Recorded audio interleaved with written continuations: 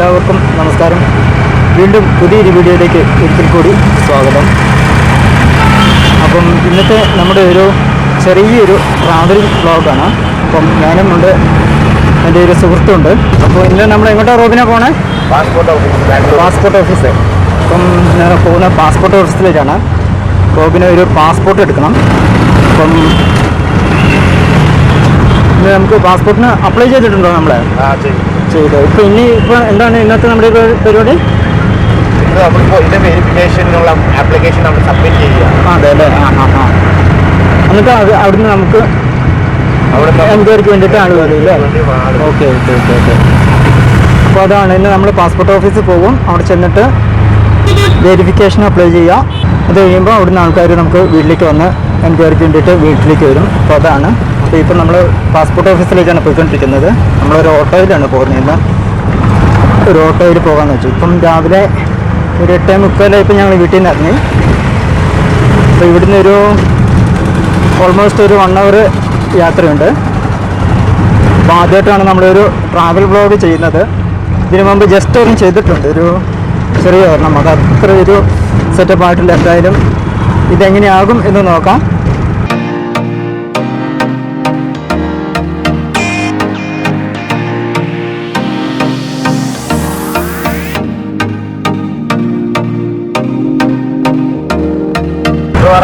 Travelling vlog നമ്മൾ അധികം ഒരു ചെയ്തൊരു എക്സ്പീരിയൻസ് വന്നിട്ടില്ല. അപ്പം എങ്ങനെയാകും എന്നുള്ളത് അറിയില്ല.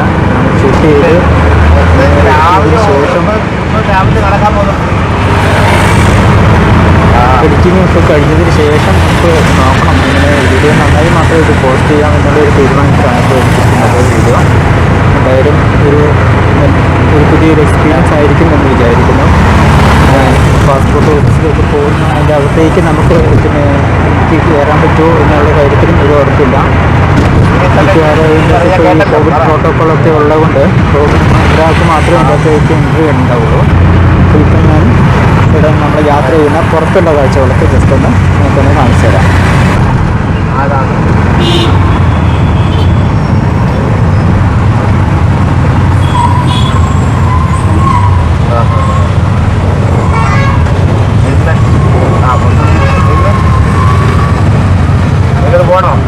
ഇതാണ് കേട്ടോ ഇവിടുത്തെ മെയിൻ പ്രശ്നം. നമുക്ക് രാവിലെയൊക്കെ ഇവിടെ പ്രത്യേകിച്ച് യാത്ര ചെയ്യുമ്പം ഇതുപോലുള്ള ബ്ലോക്കുകളാണ് ബാംഗ്ലൂരിലൂടെയുള്ള യാത്രകളുടെ ഒരു മെയിൻ പ്രശ്നം. അപ്പം നമ്മൾ ചെറിയൊരു സ്ഥലത്തേക്ക് പോകുകയാണെങ്കിൽ പോലും അതുകൊണ്ട് അധികം ദൂരം ഇല്ലെങ്കിൽ പോലും നമുക്ക് ഒരുപാട് സമയം എടുത്തിട്ട് നമ്മുടെ സ്ഥലത്ത് എത്താൻ പറ്റുള്ളൂ.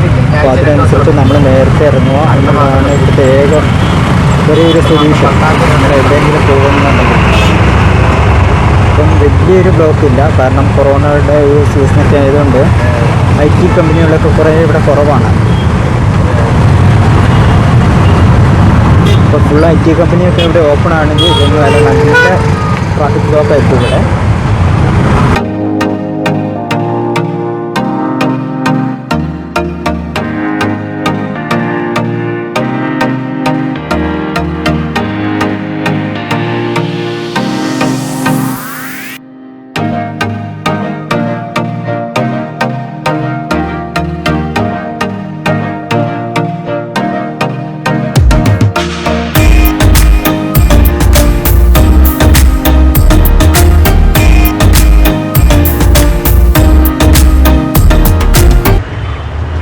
അങ്ങനെ നമ്മളിവിടെ എത്തി.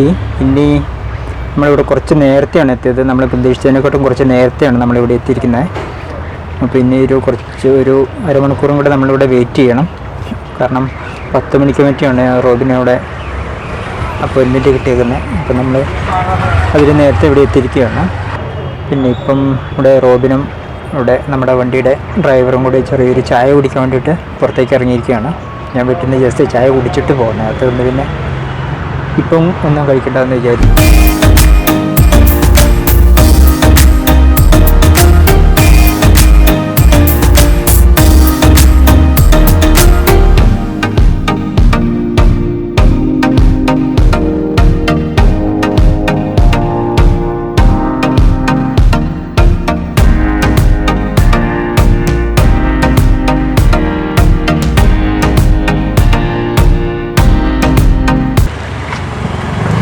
ഇപ്പോൾ റോബിൻ ഓഫീസിനകത്തേക്ക് കയറി പോയിരിക്കുകയാണ്. നമുക്ക് എല്ലാവരും കൂടെ കയറി പോകാൻ പറ്റില്ല, അവിടെ കോവിഡ് പ്രോട്ടോക്കോളൊക്കെ ഉള്ളതുകൊണ്ട് എല്ലാവരെയും കൂടെ അകത്തേക്ക് കയറ്റി വിടില്ല.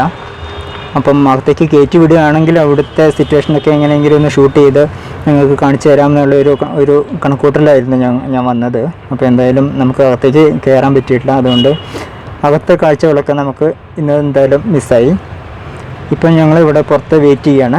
അപ്പോൾ ഇവിടെ റോബിൻ്റെ അനിയൻ ഇവിടെ ഉണ്ടായിരുന്നു, ആൾ ഇവിടെ തന്നെ വർക്ക് ചെയ്യുകയാണ്. അപ്പം ആൾക്ക് നമുക്കിന്ന് ഒരു മൊബൈലും കൂടെ ഇവിടുന്ന് മേടിക്കേണ്ടതുണ്ട്. അപ്പോൾ അതിന് വേണ്ടിയിട്ട് ആൾ ഇവിടെ വന്നിരിക്കുകയാണ് നമ്മുടെ കൂടെ. അപ്പോൾ ഞാൻ ജസ്റ്റ് റിബിനെയും കൂടെ ഒന്ന് പരിചയപ്പെടുത്തുകയാണ്. റിബിനെ, ഹലോ, ഹായ്. ഒരു ഓക്കെ. റിബിനെ ഇവിടെ എത്ര നാളായിട്ടുണ്ട്? ഞാൻ ഇവിടെ ഏകദേശം ഒരു വർഷമായി. ഒരു വർഷമായിട്ടുണ്ട്. ഓൾമോസ്റ്റ്. Okay okay okay. ഇവിടെ വർക്ക് ചെയ്യല്ലേ? ഞാൻ ഇവിടെ വർക്ക്. എവിടെയാണ് വർക്ക് ചെയ്യുന്നത്? ഞാൻ ഇവിടെ നോ ബ്രോക്കർ എന്ന് പറഞ്ഞ കമ്പനി തന്നെ. Okay okay. എന്താണ് അവിടുത്തെ പോസ്റ്റ് എന്താ? ഞാൻ അവിടെ ആണെങ്കിൽ ഓൺലൈൻ സെയിൽസിനകത്താണ്. ഓൺലൈൻ സെയിൽ, അതെ അല്ലേ? Okay okay.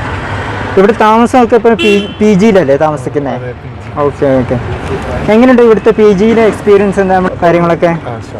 ഇപ്പൊ നമ്മളാണ് ഫസ്റ്റ് ടൈം ആണ് നമ്മളാണ് ഇവിടെ വരുവാണെങ്കിൽ നമ്മൾ ഓൾറെഡി ആണ് 80% ആണ് പി ജി ആണ് മൊത്തത്തിലുള്ളത്. Okay okay. അപ്പൊ നമ്മൾ പി ജിയിലോട്ട് എൻ്റർ ചെയ്യുമ്പോഴാണ് നമുക്കാണ് ഇപ്പം ബാംഗ്ലൂരിന്റെ ഫ്ലേവർ നമുക്ക് അറിയാൻ പറ്റും. Okay okay. ഒരു ഏകദേശം നമ്മളിപ്പോ ആണ് ഇങ്ങോട്ട് വരുമ്പോഴാണെങ്കിൽ കേരള മെസ് മാത്രം നമ്മൾ നോക്കി വരുവാണെങ്കിൽ നമുക്കൊരു വലിയൊരു ഷോക്ക് ആയിരിക്കും കിട്ടാൻ പോകുന്നത്. ഞാനാണെങ്കിൽ കേരളത്തിലെ ഫുഡും എല്ലാം എക്സ്പെക്ട് ചെയ്ത് ഞാൻ ഇവിടെ വന്നപ്പോഴാണെങ്കിൽ ഇപ്പൊ നമുക്ക് ഇവിടെ ആന്ധ്ര മെസ്സായിരുന്നു. അപ്പൊ നമുക്ക് ആദ്യമൊക്കെ കുറച്ച് പാടാണ്. പക്ഷേ പിന്നെ നമ്മൾ അഡ്ജസ്റ്റ് ആവും. Okay okay okay. ഇപ്പം റിബിനിപ്പോ ഫസ്റ്റ് ടൈം അല്ലേ പിന്നെ കേരളത്തിൽ ബാംഗ്ലൂർ വന്ന്? ഒരു 1 year ആയി. Okay okay okay okay.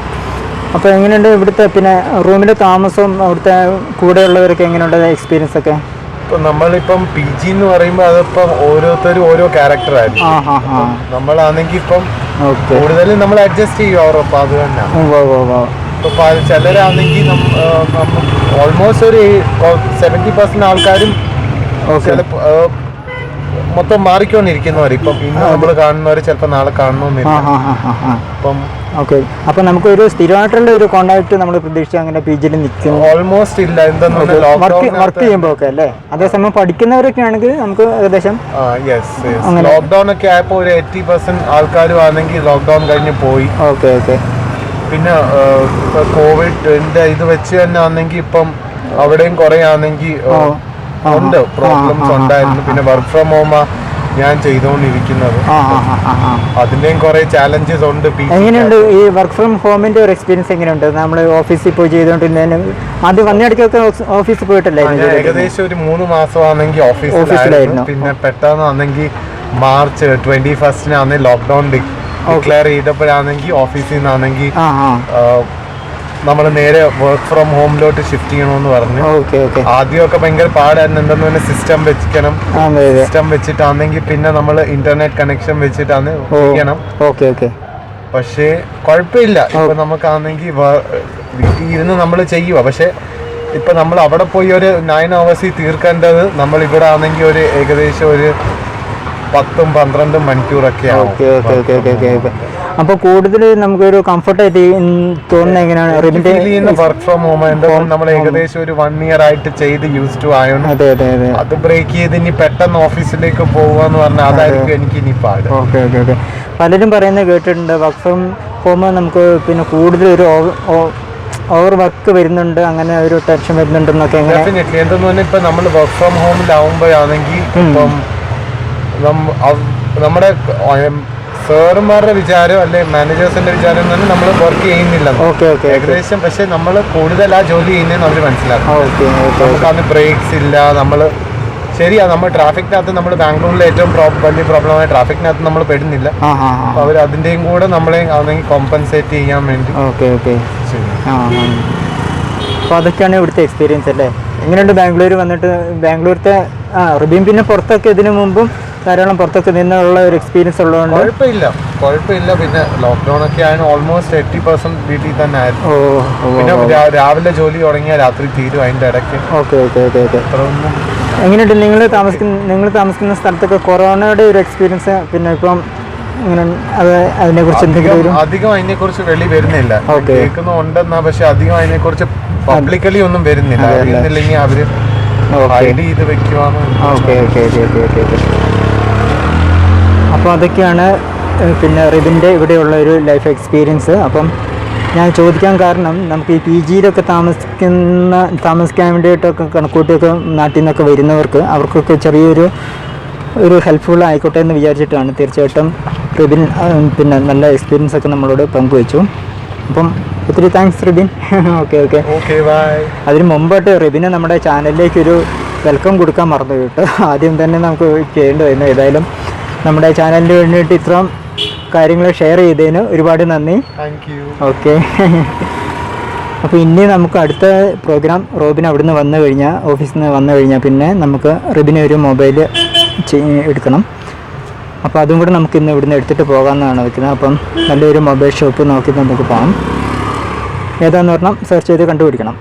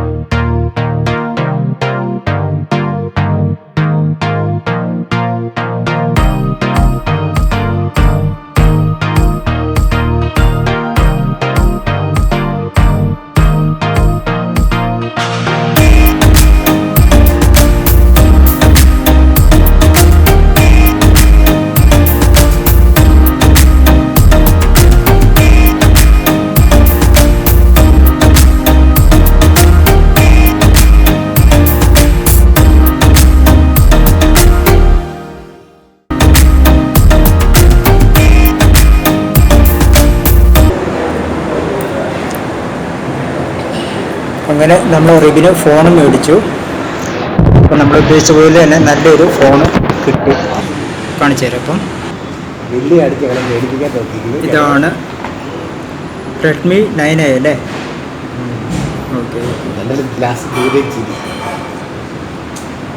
ഈ കവറിൻ്റെ ബാഗ്സ് ഇതൊന്ന് എടുത്തു കാണിക്കാവോ? ഫോണൊന്ന് എടുത്തു കാണിക്കാവോ? എൻ്റെ ബാക്ക് സൈഡ് കവറിട്ടുണ്ട് അല്ലേ?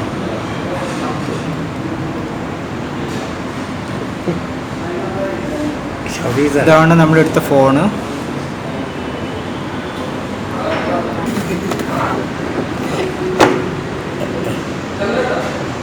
എല്ലാം ഫ്രീ ആണ്. Free offer, 1 day offer.